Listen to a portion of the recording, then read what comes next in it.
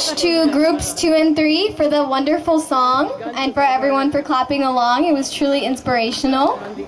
Yeah. Next up, we have a skit about the values organized by the Raleigh Sci Center. Just give them a minute to set up and we'll be ready to go. Thank you for your attention. That looks so good. It's really nice.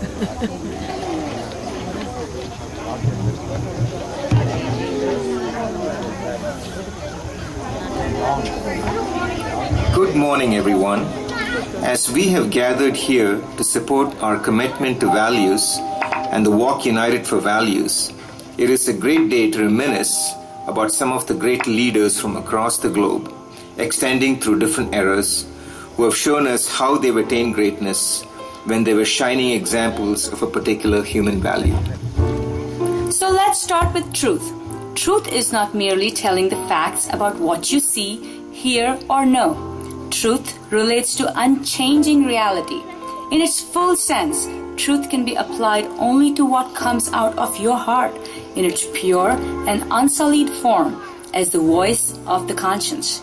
It is true for all time, past, present, and future.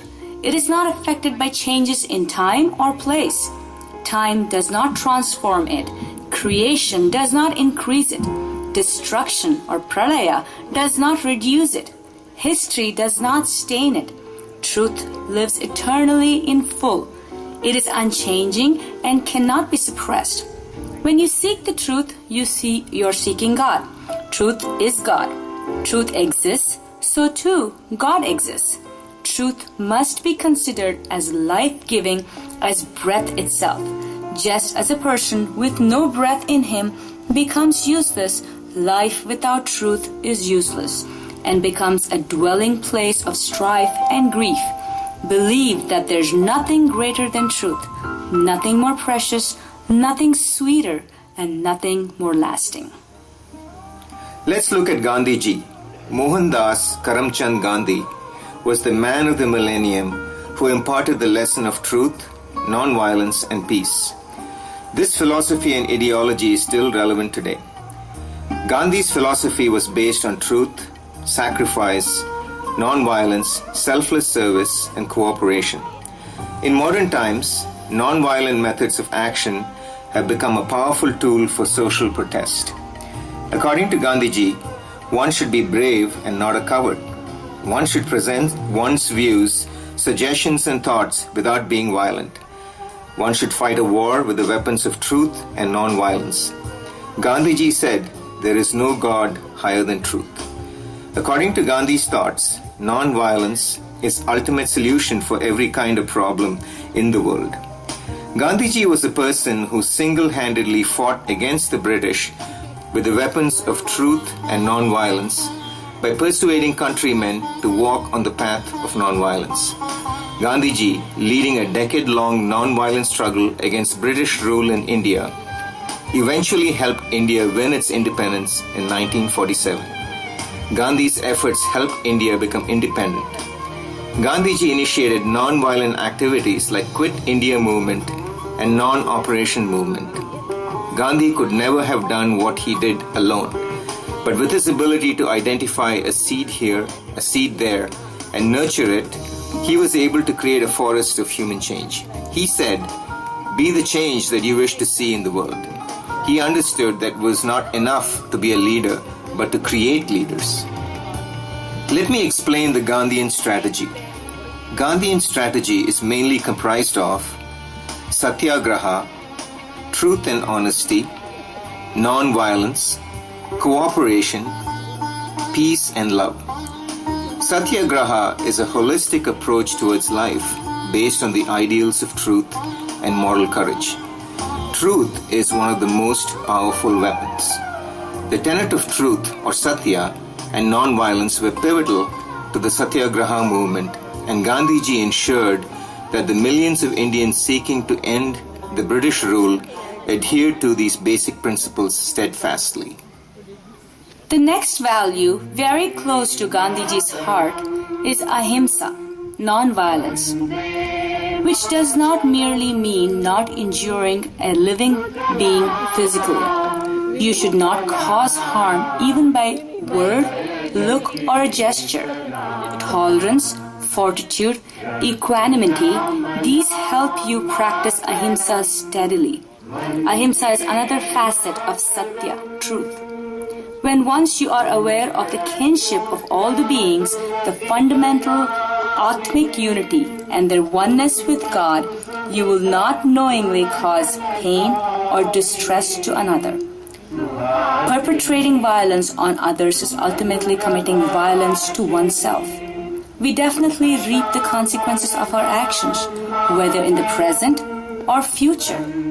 Though the result may not always be apparent, every action evokes an inevitable reaction, Baba warns us. Therefore, the best policy is to avoid harming others at all. As the biblical saying goes, do unto others as you would have them do unto you. Baba, in his inimitable style, says, help ever, hurt never. When we think of nonviolence, we think of other great leaders like Martin Luther King and, of course, Mahatma Gandhi. Mahatma Gandhi, through his soft, non-conflict demeanor, was able to help the British see how India should be freed from the regime's rule. An outstanding example is the Dandi March. This was a non-violent protest against the British salt monopoly in colonial India. This was the most significant organized challenge to British authority. Mahatma Gandhi led the Dandi March from his base Sabarmati Ashram near Ahmedabad to the coastal village of Dandi located at a small town called Navsari in the state of Gujarat. As he continued on this 24-day, 240-mile march to produce salt without paying the tax, growing numbers of Indians joined him along the way. When Gandhi broke the salt laws at 6:30 a.m. on April 5, 1930, it sparked large-scale acts of civil disobedience against the British Raj, salt laws, by millions of Indians. The campaign had a significant effect on changing world and the British attitude towards Indian independence, and it caused large numbers of Indians to join the fight for the first time. All this is in a most non-violent manner, which brought a new outlook to people who up till that point only had violent means to express the support of the cause. Martin Luther King Jr. was an American pastor, activist, humanitarian, and the leader in the African American civil rights movement. He is best known for his role in the advancement of civil rights using nonviolent civil disobedience based on his Christian beliefs. A Baptist minister, King became a civil rights activist early in his career. He led the 1955 Montgomery bus boycott and helped found the Southern Christian Leadership Conference in 1957 and organized nonviolent protests to support the struggle against the segregation in Birmingham, Alabama, that attracted national attention following television news coverage of the brutal police response. On October 14, 1964, King received the Nobel Peace Prize for combating racial inequality through nonviolence. Our next important value is love or prema. Love is the basic nature that sustains human being and strengthens his or her resolve to march ahead. Without love, man is blind. The world for him will be a dark and fearsome jungle. Love is the light that guides the feet of man in the wilderness. Every human being needs love. They inhale love and exhale love. Love is the basic breath. Everyone is the embodiment of love. Love knows no fear. It seeks no rewards. Love is its own reward.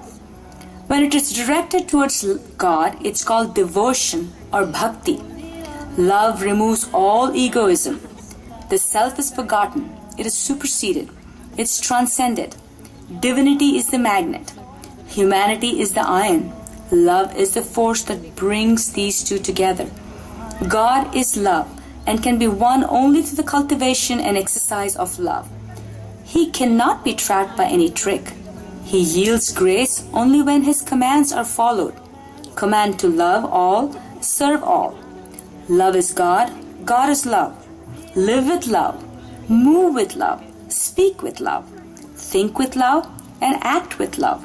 This is the most fruitful spiritual discipline, sadhana. Love is the core of the soul, the Atma. Love is selflessness. Love brings people together. Love is the solvent for the hardest hearts. Love is the strongest antidote for greed.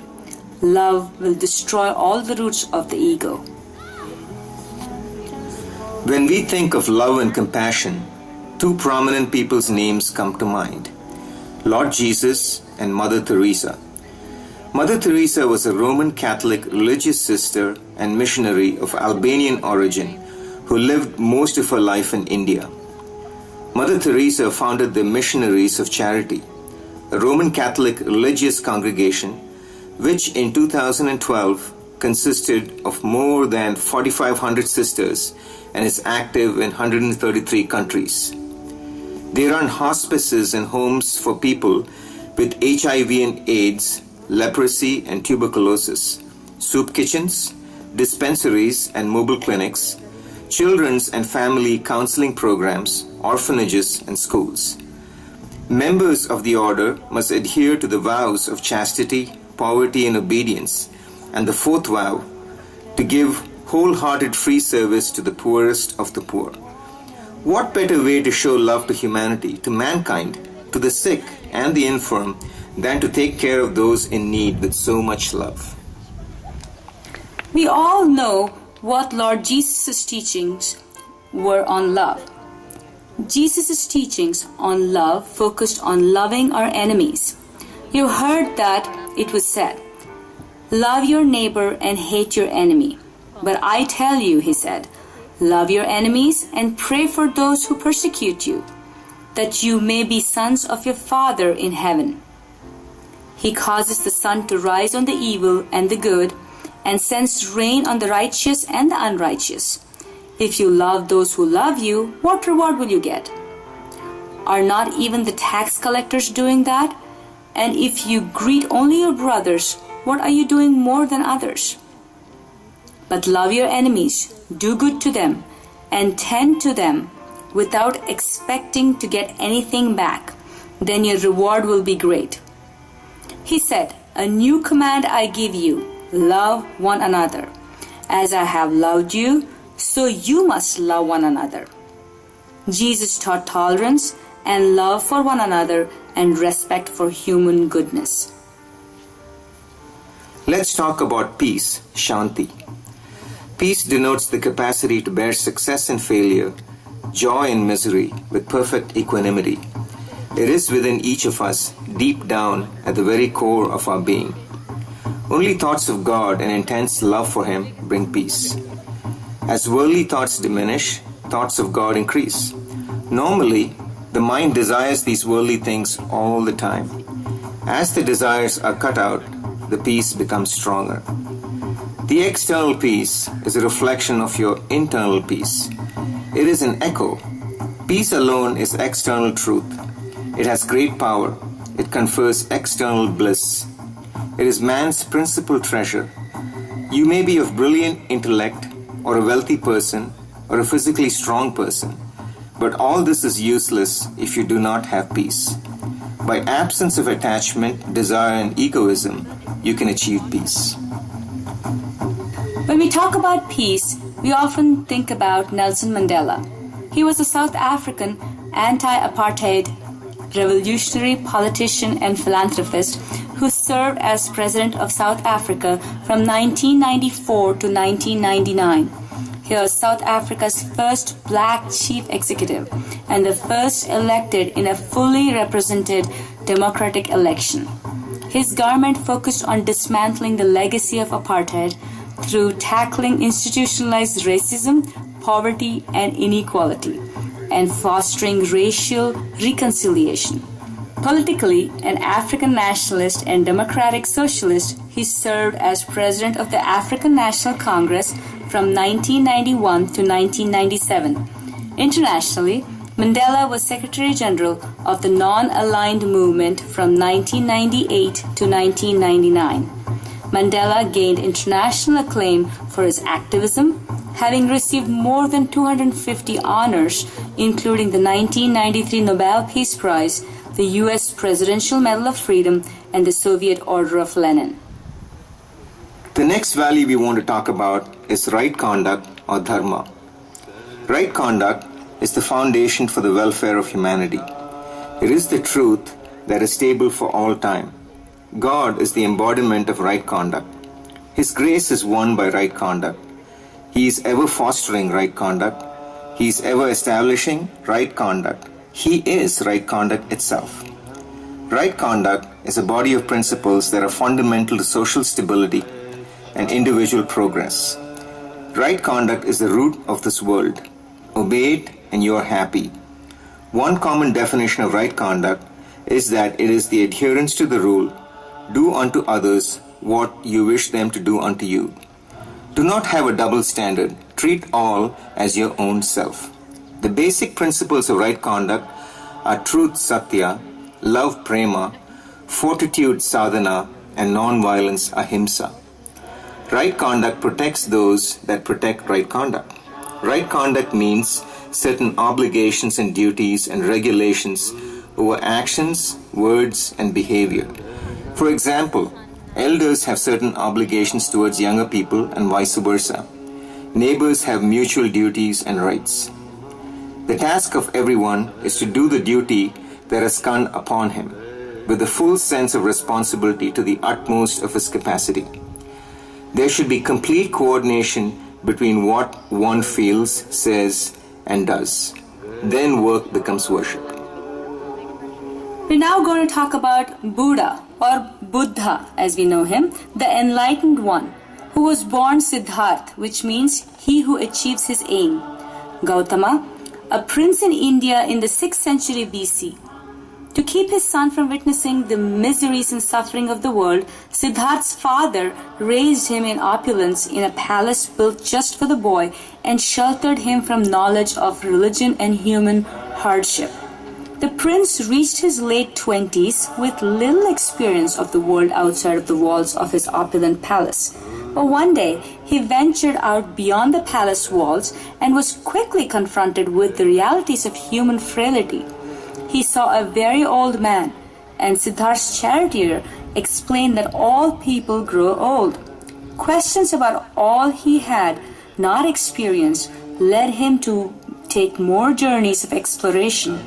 And on those subsequent trips, he encountered a diseased man, a decaying corpse, and an ascetic. The charioteer explained that the ascetic had renounced the world to seek release from the human fear of death and suffering. Siddhartha was overcome by these sights, and the next day, at age 29, he left his kingdom, his wife, and his son to lead an ascetic life and determine a way to relieve the universal suffering that he had now understood to be one of the defining traits of humanity. One night, Siddhartha sat under the Bodhi tree, vowing to not get up till the truth he sought came to him, and he meditated till the sun came up the next day. He remained there for several days, purifying his mind, seeing his entire life and previous lives in his thoughts. At that moment of pure enlightenment, Siddhartha Gautama became the Buddha, the one who is awake. The Noble Eightfold Path is one of the principal teachings of the Buddha in right conduct, who described it as the way leading to the cessation of suffering and the achievement of self-awakening. It is used to develop insight into the true nature of reality and to eradicate greed, hatred, and delusion. The Eightfold Path is the fourth of the Buddha's Four Noble Truths. The first element of the Noble Eightfold Path is, in turn, an understanding of the Four Noble Truths. It is also known as the Middle Path or the Middle Way. In Buddhist symbolism, the Noble Eightfold Path is often represented by means of the Dharma wheel, whose 8 spokes represent the 8 elements of the path. So friends, we can see from all these exemplary examples in this world that by incorporating and following important human values, we can make our life and life of those around us more satisfactory. How we can together bring about peace in the world by loving all, serving all, doing the right actions, following a path of nonviolence, and having a foundation of truth to support all these values. Truth is the mother, wisdom is the father, right conduct is the brother, compassion or love is the friend, peace is the spouse, forgiveness is the son. These 6 alone are the real relations that man should have.